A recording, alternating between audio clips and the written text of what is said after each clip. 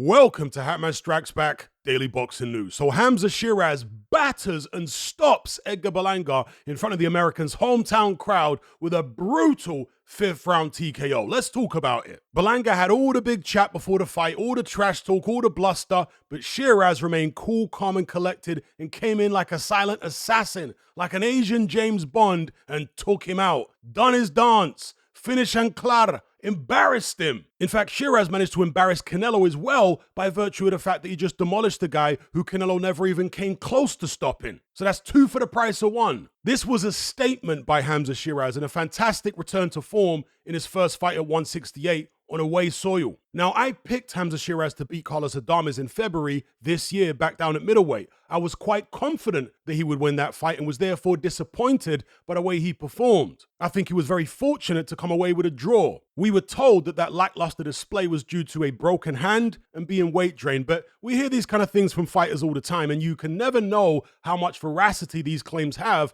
until you see them in the ring again, so you can compare before and after. So going into this fight with Berlanga, I had a lot of questions in my mind about Shiraz. I saw this as pretty much a 50-50 because although I knew that Shiraz was the more skilled fighter, and I knew that Berlanga would be much easier to hit than Adames was, I wasn't sure whether or not Shiraz would be physically strong enough to hold Berlanga off in a physical fight, because Berlanga, for all his flaws, is a very strong super middleweight. Now, Shiraz was obviously going to be stronger at 168 than he was at 160 because he's so big, but how much stronger? I said before the fight that if he can match Berlanga's strength, then he should win the fight because he's the more skillful boxer. But my suspicion was that he wouldn't be quite strong enough because as drained as he may have been at 160, he got bullied at times by Carlos Adames, who's really a blown-up welterweight. Hence, I was leaning ever so slightly towards Berlanga over Shiraz. But it turned out that Shiraz was plenty strong enough. In fact, he looked stronger than Berlanga in there to me. The first few rounds were very cagey and the fight was threatening to be a disappointing conclusion to what was otherwise a very entertaining card. But the fighters came to life at the end of the third, with Berlanga landed some fast combinations, which provoked a response from Shiraz. And that continued in the fourth, with more lively exchanges. Then, with 45 seconds left in the round, Shiraz landed a great left hook on the inside, which wobbled Edgar Berlanga, and some follow-up hooks dropped him on his back. Antonio Tarver's reaction on commentary was hilarious, by the way. Oh, good hook! He hurt! He might be out!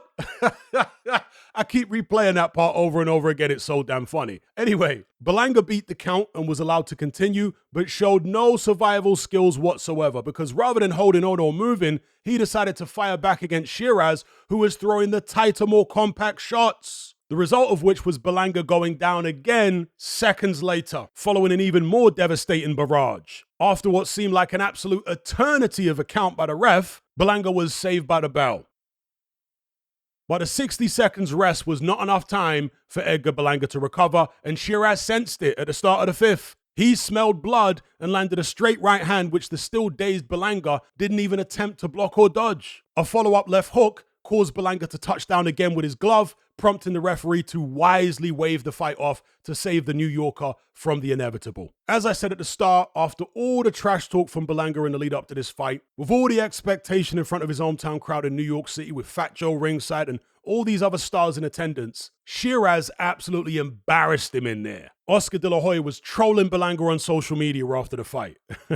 And look, it's not like Edgar Berlanga's a great fighter or anything. He isn't. But he still went the distance with Canelo. Shiraz took him out in 5 rounds. So it's a great comparative result and a statement in his first fight at 168. He looked good. And by the way, this whole "I'm from the hood and you're not, therefore you can't beat me" rhetoric that Berlanga and so many other American fighters and even some fans still buy into really needs to be put to bed for good now. You can't bring a gun in the ring with you, bro. You can't bring your crew in the ring with you. This is not like catching a fade on the block. This is a boxing match with gloves, with rules, and a ref in a controlled environment. All that street stuff don't mean anything in a boxing ring. I've been saying this for years. It's a myth which has endured since the 1980s, which only has an effect if the opponent who's not from the hood buys into the myth and gets intimidated. Because it's really all just smoke and mirrors. Anyway, there are some people saying that perhaps Berlanga was damaged goods after the Canelo fight, and that's why Shiraz was able to blast him out the way that he did. I don't agree, because he didn't take a bad beating against Canelo, and he came back with a win since. So no,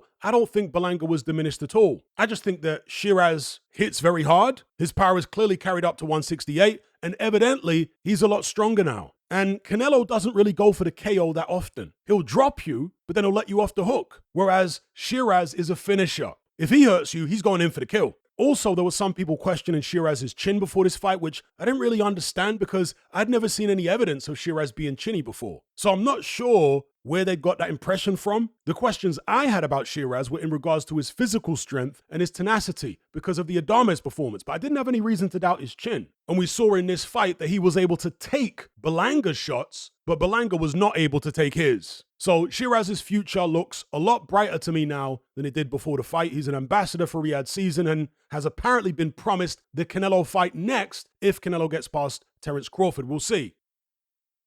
But it was a great performance by Hamzah Sheeraz, and all in all, a great card. Anyway, give me your reaction to this fight in the comment section below. Don't forget to like and share the video and subscribe if you haven't done so already. And before I go, make sure you check out the Usyk Dubois film study, which I just uploaded on my Patreon page a couple of days ago. I go through actual footage of the fight and break down the technical aspects of both fighters pertaining to their rematch. The video's over an hour long, and you can access it along with my entire back catalogue of exclusive boxing content on the boxing tier, the Boxing Brotherhood. So make sure you check that out. All the links are in the description box below, and full details are explained in the following trailer.